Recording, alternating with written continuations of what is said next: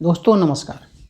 जब भी किसी देश की ग्रोथ की बात आती है, देश के विकास की बात आती है, तो सबसे पहले उस देश की जीडीपी की बात होती है। जिस देश की जीडीपी जितनी बड़ी होती है, वह देश उतना ही संपन्न माना जाता है। आर्थिक रूप से सबसे शक्तिशाली देश आज के दिनों में अमेरिका को माना जाता है, क्योंकि अमेरिका की जीडीपी दुनिया की सबसे बड़ी जीडीपी है, जो 2022 तक लगभग 25 ट्रिलियन अमेरिकी डॉलर की है। चीन, जापान, जर्मनी, इन सब देशों की जीडीपी हमारे देश से बड़ी है। जीडीपी के मामले में आज के दिनों में हमारा देश 5वें स्थान पर आता है, जो लगभग 3.5 ट्रिलियन डॉलर का है। और इसी से पता चलता है कि पूरी दुनिया में हमारा देश 5वां सबसे बड़ा आर्थिक शक्ति है। दोस्तों, तो चलिए जीडीपी क्या है, जीडीपी घटने बढ़ने से क्या नफ़ा नुकसान होता है, जीडीपी का कैलकुलेशन कैसे किया जाता है, किस तरह से किया जाता है, इसे डिटेल्स में समझते हैं। सकल घरेलू उत्पाद यानी ग्रॉस डोमेस्टिक प्रोडक्ट, जिसे शॉर्ट फॉर्म में जीडीपी कहते हैं, किसी भी देश की अर्थव्यवस्था का आकार आमतौर पर उसके सकल घरेलू उत्पाद यानी जीडीपी के रूप में व्यक्त किया जाता है। दोस्तों, जो एक वर्ष में देश के सीमा के अंदर उत्पादित सभी वस्तुओं और सेवाओं के उत्पादन के अंतिम मूल्य के बराबर होता है। किसी भी वस्तु या प्रोडक्ट का अंतिम मूल्य क्या होता है, इसको हम इसी वीडियो में आगे समझने वाले हैं। तो बने रहिए मेरे साथ, देखते रहिए यह पूरा वीडियो। दोस्तों, किसी भी देश की जीडीपी उस देश की आर्थिक स्थिति को दर्शाता है। जीडीपी का सीधा मतलब देश के सीमा के अंदर सभी प्रकार के प्रोडक्शन से होता है। देश की सीमा के अंदर समुद्री सीमा भी आते हैं। समुद्र से भी पेट्रोलियम और मछली का उत्पादन होता है। इन सारी चीज़ों का उत्पादन देश की जीडीपी में शामिल किया जाता है। दोस्तों, देश में जीडीपी बढ़ने का मतलब होता है कि देश में सामानों का उत्पादन बढ़ रहा है, जिससे रोजगार बढ़ रहे हैं और टैक्स के रूप में सरकार की आमदनी बढ़ रही है। जीडीपी घटने से बेरोजगारी बढ़ती है, सरकार की आमदनी भी कम होने लगती है और देश की आर्थिक स्थिति कमज़ोर पड़ने लगता है। अगर जीडीपी कैलकुलेट करने की बात आती है, तो जीडीपी को 2 तरह से मापा जाता है।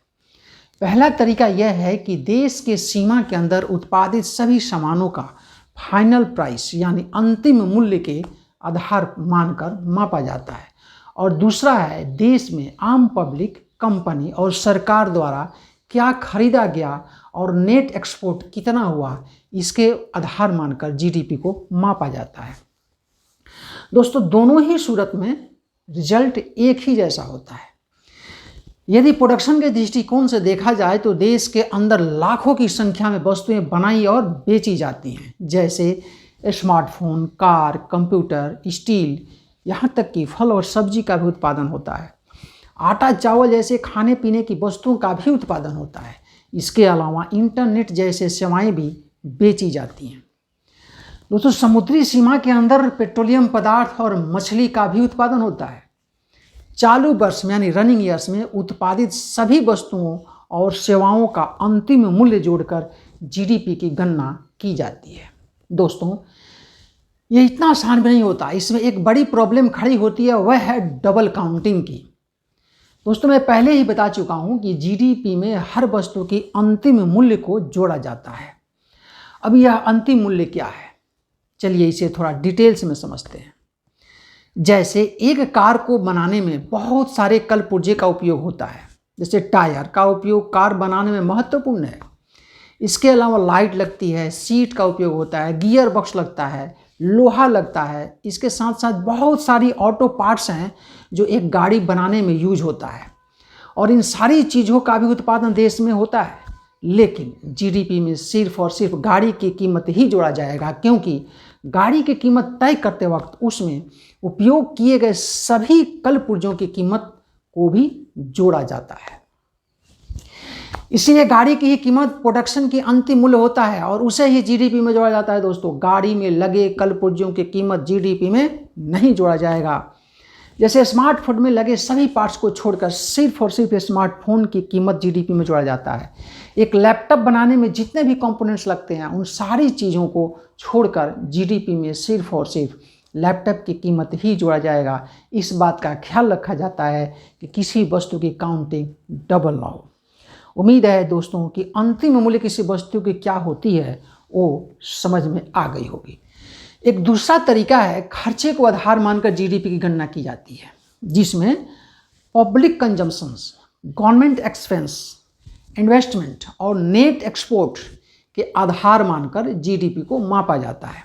दोस्तों, खर्चे तो बहुत प्रकार के होते हैं, लेकिन कौन से सरकारी खर्चों का या किसी कंपनी द्वारा किया गया खर्च जीडीपी में जोड़ा जाता है और कौन सा खर्च नहीं जोड़ा जाता है, इसे समझना जरूरी है। दोस्तों, खर्चा चाहे जो करे, पब्लिक करें या सरकार या कोई कंपनी करे, जीडीपी में सिर्फ और सिर्फ वही खर्चे जोड़े जाते हैं जिसके बदले कोई वस्तु प्राप्त हो या जो खर्चा लाभदायक हो। जैसे देश की जनता जब कोई वस्तु खरीदती है तो वह जो खर्चा होता है वह जीडीपी में जोड़ा जाता है। सरकार यदि किसी देश से कोई अस्त्र खरीदती है या कोई रोड बनाती है या कोई ब्रिज बनाती है तो इन सब खर्चों को जीडीपी में जोड़ा जाता है, क्योंकि खर्चे के बदले सरकार को वेपन्स मिलते हैं। रोड बनाने से टैक्स के रूप में आमदनी होती है, लेकिन दोस्तों वही सरकार यदि रिटायर्ड लोगों को पेंशन देने में या किसी सोशल नेटवर्क पर खर्चा करती है तो वह खर्चा जीडीपी में नहीं जोड़े जाते, क्योंकि इस तरह के खर्चों के बदले सरकार को कुछ भी हासिल नहीं होता। दोस्तों, कोई कंपनी यदि नई स्टोर खोलती है तो वह इन्वेस्टमेंट के रूप में जीडीपी में जोड़ा जाता है। किसी कंपनी या सरकार द्वारा किए गए सभी प्रकार के बिजनेस इन्वेस्टमेंट जीडीपी में जोड़े जाते हैं। अब अंत में नेट एक्सपोर्ट की बात आती है। नेट एक्सपोर्ट निकालने के लिए दोस्तों टोटल एक्सपोर्ट्स से टोटल इंपोर्ट को घटाने के बाद जो हिसाब आता है वही नेट एक्सपोर्ट कहलाता है और वह जीडीपी में जोड़ा जाता है। दोस्तों, अब इतना भारी भरकम हिसाब आखिर कौन करता है, चलिए इसे समझते हैं। हमारे देश में जीडीपी की गणना सेंट्रल स्टैटिस्टिक ऑफिस करता है, जिसे केंद्रीय सांख्यिकी कार्यालय भी कहते हैं। दोस्तों, केंद्रीय सांख्यिकी कार्यालय देश की जीडीपी कैलकुलेशन करने का काम अकेले नहीं करता। Ministry of consumer affairs, ministry of commerce and industries जैसे देश के केंद्रीय और स्टेट लेवल के मंत्रालय की भी भागीदारी जीडीपी कैलकुलेशन में होती है। इसके अलावा industrial production index, consumer price index, wholesale price index जैसे डेटा का भी सहयोग लिया जाता है। दोस्तों, उसके बाद जीडीपी कैलकुलेशन का काम शुरू होता है। दोस्तों, उम्मीद होगी कि ये छोटी सी जानकारी आपको पसंद आई होगी। यदि पसंद आए तो लाइक ज़रूर करें। यदि कुछ समझना चाहें तो कमेंट्स बॉक्स में कमेंट कीजिए, मैं उत्तर देने की भरपूर कोशिश करूँगा। और सबसे पहले चैनल को सब्सक्राइब कर लीजिए। नमस्कार।